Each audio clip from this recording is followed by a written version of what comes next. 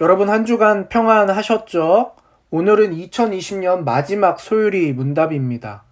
올 한 해가 정말 빠르게 지나간 것 같아요. 이제 얼마 남지 않은 2020년 한 해를 잘 결산해 보시고 어떤 은혜를 느끼셨는지 또 어떤 아쉬움이 있는지 한번 잘 결산해 보는 시간이 되었으면 좋겠습니다. 오늘은 우리가 24번째 질문을 함께 나눕니다. 그럼 바로 시작해 보도록 하겠습니다. 소율이 문답 24번째 질문입니다. 그리스도는 어떻게 선지자의 직분을 수행하시나요? 그에 대한 답으로는 그리스도는 우리를 구원하시려는 하나님의 뜻을 그의 말씀과 성령을 통해 우리에게 계시함으로 선지자의 직분을 수행하십니다. 근거 성구로는 베드로전서 1장 10절에서 12절까지의 말씀, 이 구원에 대하여는 너희에게 임할 은혜를 예언하던 선지자들이 연구하고 부지런히 살펴서 자기 속에 계신 그리스도의 영이 그 받으실 고난과 후에 받으실 영광을 미리 증언하여 누구를 또는 어떤 때를 지시하시는지 상고하니라. 이 섬긴 바가 자기를 위한 것이 아니요 너희를 위한 것임이 계시로 알게 되었으니 이것은 하늘로부터 보내신 성령을 힘입어 복음을 전하는 자들로 이제 너희에게 알린 것이요 천사들도 살펴보기를 원하는 것이니라. 요한복음 1장 18절 말씀, 본래 하나님을 본 사람이 없으되 아버지 품속에 있는 독생하신 하나님이 나타나셨느니라. 요한복음 15장 15절 말씀, 이제부터 너희를 종이라 하지 아니하리니 종은 주인이 하는 것을 알지 못함이라. 너희를 친구라 하였노니 내가 내 아버지께 들은 것을 다 너희에게 알게 하였음이라. 요한복음 20장 31절 말씀, 오직 이것을 기록함은 너희로 예수께서 하나님의 아들 그리스도이심을 믿게 하려 함이요 또 너희로 믿고 그 이름을 힘입어 생명을 얻게 하려 함이니라. 아멘. 여러분, 웨스터민스터 소율이 문답 24번째에서 26번째 질문은 그리스도의 세 가지 직분에 대해서 다룹니다. 그중 오늘 24번째 질문을 통해서 우리는 그리스도의 선지자 직분이 무엇인지 나누어 볼 것입니다. 오늘은 총 4가지 파트로 나눠 살펴보려고 합니다. 첫 번째입니다.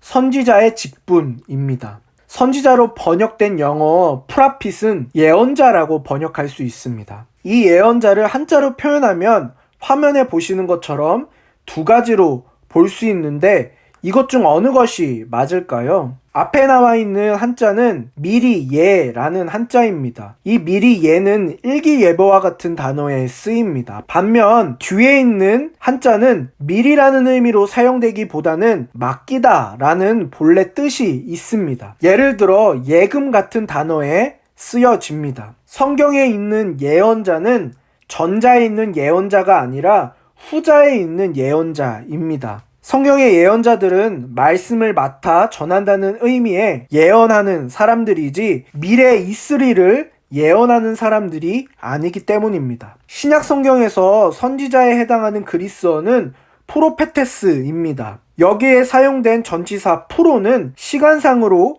앞이 아니라 안에서 밖으로 향하는 방향성을 나타냅니다. 따라서 프로페테스는 하나님으로부터 받은 말씀을 밖으로 펼쳐내는 사람을 가리킵니다. 이처럼 선지자의 직분은 단순히 미래의 일을 말하는 것이 아니라 하나님이 주시는 말씀을 맡아서 그대로 선포하는 것입니다. 물론 하나님이 전하라고 주신 말씀 중에는 미래에 관한 내용도 있으므로 후자의 예언에는 전자의 예언이 포함되기도 합니다. 하지만 선지자의 직분에서 가장 중요한 핵심은 하나님의 말씀을 맡아 전하는 것입니다. 선지자는 자기의 뜻을 전하면 안 됩니다. 하나님이 주시는 말씀만을 백성에게 전해야 합니다. 성경에서 이스라엘이 타락했다는 큰 증거 중 하나는 거짓 선지자들이 나타나 자신의 사사로운 뜻을 하나님의 뜻인 양 전하는 모습이었습니다. 두 번째는 하나님의 뜻을 이라는 파트입니다. 그리스도는 선지자로서 자신의 뜻이 아닌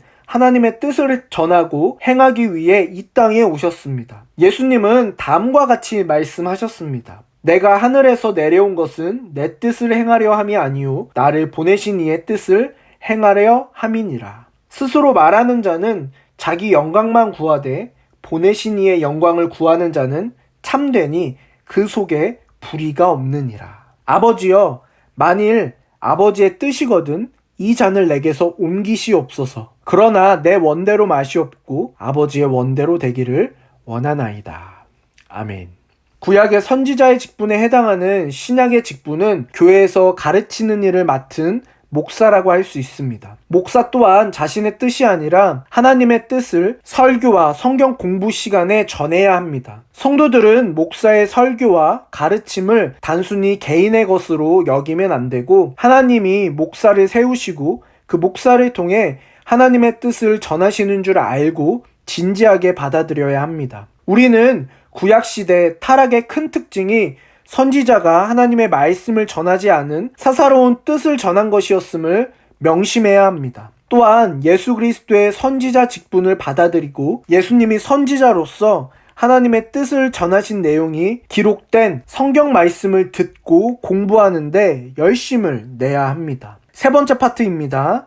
우리의 구원을 위한. 그리스도는 선지자로서 하나님의 무슨 뜻을 전하셨을까요? 바로 우리의 구원을 위한 하나님의 뜻이었습니다. 신자들이 궁금해하는 하나님의 뜻은 너무나 많습니다. 우리는 지금 당장 우리 앞에 닥친 어려운 일들이나 중요한 결정사항에 대한 하나님의 뜻을 알고 싶어 합니다. 또 국가와 세계와 개인의 중대사에 대한 하나님의 뜻도 알고 싶어 합니다. 그런데 성경은 이러한 일들에는 큰 관심을 보이지 않고 우리의 구원에 관하여 집중합니다. 예수님은 어떤 사람이 와서 자기 형에게 명하여 유산을 자기와 나누게 해달라고 청하자 누가 나를 너희의 재판장이나 물건 나누는 자로 세웠느냐. 삼가 모든 탐심을 물리치라. 사람의 생명이 그 소유에 넉넉한 데 있지 아니하니라 라고 거절하셨습니다. 보통 사람들은 재산 분쟁에 대한 하나님의 뜻을 궁금해 하겠지만 예수님은 탐심을 물리치는 것이 하나님의 뜻이라고 말씀하신 것입니다. 예수님의 말씀처럼 사람의 생명은 소유에 넉넉한 데 있지 않고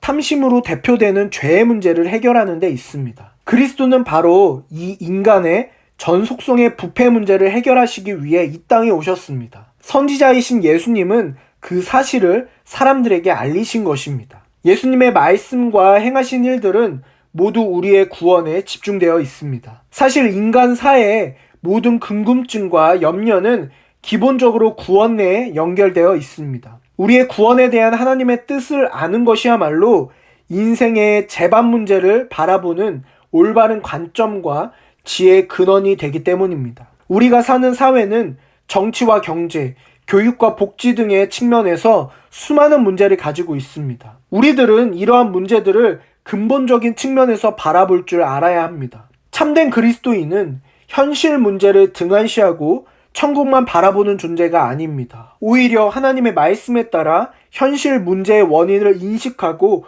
근본적인 해결책을 제시할 줄 아는 존재입니다. 우리는 그리스도가 우리의 구원을 위한 선지자라는 인식이 약화되지 않도록 주의해야 합니다. 그렇지 않으면 그리스도를 단지 우리의 근시안적인 문제들을 해결해주는 존재로밖에 인식하지 못할 것입니다. 그리스도인은 무엇을 하든 어떤 상황에 있든 항상 기뻐하고 쉬지 말고 기도하고 범사에 감사해야 합니다. 이것이 그리스도 예수 안에서 우리를 향하신 하나님의 뜻입니다. 그런데 그런 삶을 살려면 구원을 위한 하나님의 뜻을 깊이 이해해야 합니다. 그리스도는 선지자로서 바로 그 뜻을 우리에게 전해주셨습니다. 마지막 네 번째입니다. 자신의 말씀과 영으로. 예수 그리스도는 이 땅에 계시는 동안에 말씀으로 하나님의 뜻을 나타내셨습니다. 그 말씀은 마태, 마가, 누가, 요한복음에 기록되어져 있습니다. 그렇다면 그의 영으로 나타내셨다는 말은 무슨 뜻일까요? 베드로전서 1장 11절은 선지자들 속에 계신 그리스도의 영이 미리 증언하였다고 말합니다. 즉 그리스도는 구약시대에도 그의 영으로 선지자들에게 나타나셨다는 것입니다. 그리스도의 승천 후 오순절에 오신 성령은 그리스도인들에게 내주하시며 예수님이 가르치시고 말씀하신 모든 것을 생각나게 하십니다. 성령의 조명과 감화가 없으면 그리스도의 말씀을 제대로 이해할 사람은 아무도 없습니다. 그리스도는 현재도 성령을 통해서 선지자 직분을 계속하십니다. 그리스도가 말씀으로써 선지자 직분을 행하시는 것은 객관적이고 외적이고 직접적이라 할 수 있습니다. 그리스도가 자신의 영으로서 선지자 직분을 행하시는 것은 주관적이고 내적이고 간접적이라 할 수 있습니다. 여기서 우리들은 어느 한쪽으로 치우치는 위험을 피해야 합니다. 그리스도의 말씀에 기록된 성경만을 강조하면 지식주의에 빠져 차가운 논리적 신앙에 갇힐 수 있습니다. 또 성령의 내적 조명과 감화만을 강조하면 신비주의에 빠져 뜨거운 감성적인 신앙에 갇힐 수 있습니다. 우리는 이 두 가지 극단을 피하며 그 사이에 균형과 조화를 이루어야 합니다. 오늘은 두 가지 질문을 준비했습니다. 첫 번째 질문입니다. 전자의 예언과 후자의 예언의 의미를 구분해 봅시다. 선지자가 해야 할 일은 무엇인가요? 이 관련 성구를 살펴보면서 생각해 보시기를 바랍니다. 두 번째 질문입니다. 여러분은 그리스도의 말씀과 영 중 어느 쪽에 치우치는 편입니까? 부족한 부분을 보완하기 위해 우리는 어떠한 노력을 해야 할까요? 이상 두 가지 질문입니다. 이 두 가지 질문을 살펴보시면서 답을 달아보시고 답을 다는 과정을 통해서 여러분의 믿음의 지경이 넓어지시기를 바랍니다. 기도하겠습니다. 하나님 감사합니다. 오늘 우리가 그리스도의 선지자 직분에 대해서 배웠습니다. 이 땅에 하나님의 말씀을 전하는 사명을 맡아 오신 주님, 우리가 예수님께서 전하신 그 귀한 가치를 온전히 따르며 지키는 하나님의 자녀가 되도록 날마다 우리를 인도하여 주시옵소서. 주님, 한 해가 저물어 갑니다.